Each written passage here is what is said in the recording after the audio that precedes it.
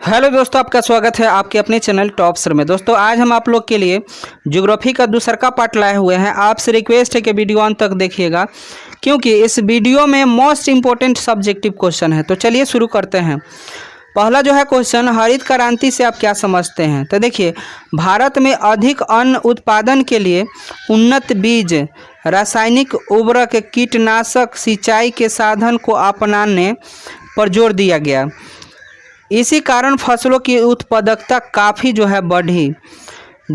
गेहूं जैसे खाद्यान्न उत्पादन में तो गुणवत्ता रूप में वृद्धि हुई। कृषि के क्षेत्र यह क्रांति हरित क्रांति के नाम से जानी जाती है।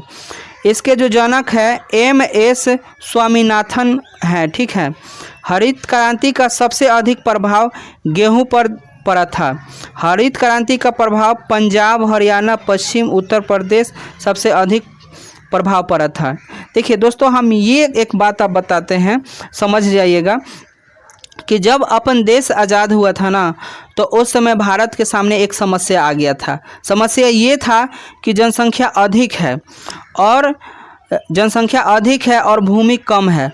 तो इसी भूमि पर क्या किया गया कि वैज्ञानिक तरीका लगाकर, ठीक ना, उसी कम भूमि में ज़्यादा फसल उगाना हरित क्रांति कहलाया। ठीक है ना।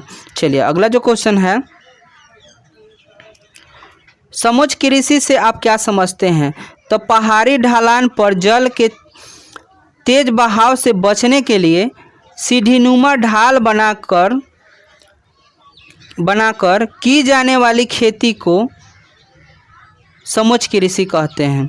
इसमें मृदा अपरदन को रोका जाता है। कहने का मतलब, जो पहाड़ी क्षेत्र होता है ना, तो वो ढाल होता है, तो वहाँ मान लीजिए पानी कैसे रुकेगा, तो वहाँ पर सीढ़ी जैसा खेत बनाया जाता है और उस पर खेती करा जाता है। उसी को समुद्र कृषि कहा जाता है।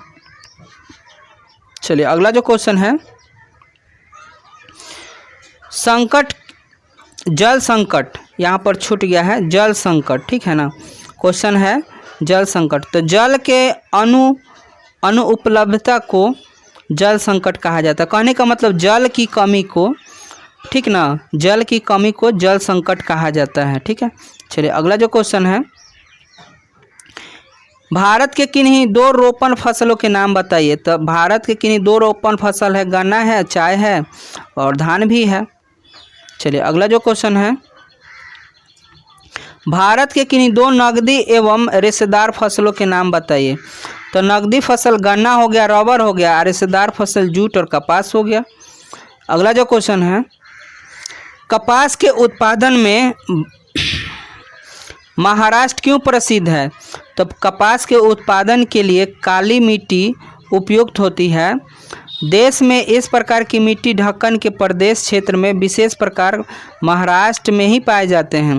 मतलब देखिए, महाराष्ट्र इसलिए प्रसिद्ध है क्योंकि महाराष्ट्र में काली मिट्टी ज़्यादा पाए जाते हैं और काली मिट्टी में ही कपास बहुत ज़्यादा होता है, इसलिए महाराष्ट्र प्रसिद्ध है। ठीक है ना। चलिए अगला जो क्वेश्चन है, भारतीय कृषि के निम्न उत्पादकता के कारण का संक्षेप लिखिए। तो देखिए, भारतीय कृषि की निम्न उत्पादकता के निम्नलिखित कारण है। पहला जो है, वर्षा की अनिश्चितता, बाढ़ और सूखे की स्थिति, खेतों का छोटा आकार, किसी पर बढ़ती जनसंख्या का बोझ, सिंचाई का अभाव, परंपरागत पद्धति। चलिए अगला जो क्वेश्चन है, भारतीय अर्थव्यवस्था में कृषि का क्या महत्व है।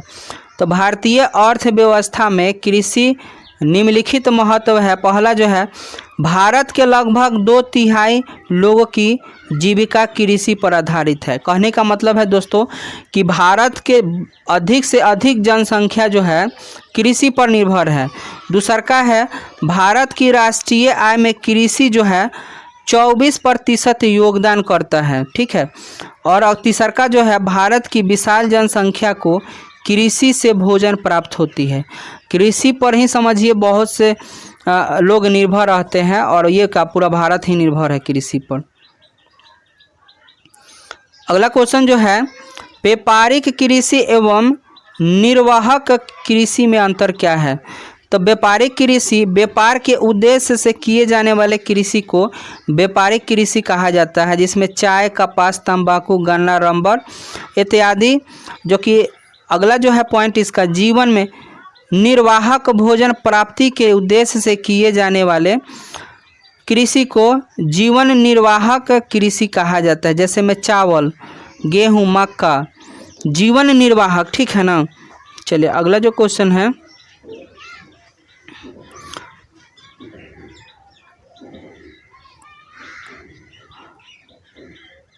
नकदी फसल और रोपण फसल में क्या अंतर है।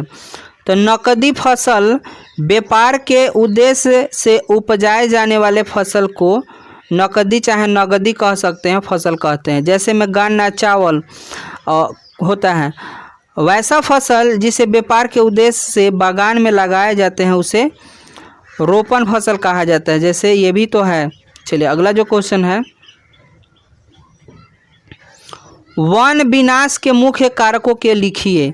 वन विनाश के मुख्य कारक है, पहला नागरीकरण, मतलब नगर का ज़्यादा बनना, बड़ी बड़ी विकास की परियोजनाएं, उद्योग का विकास, ईंधन के लिए लकड़ियों के रूप में कटाई, पशुचरण।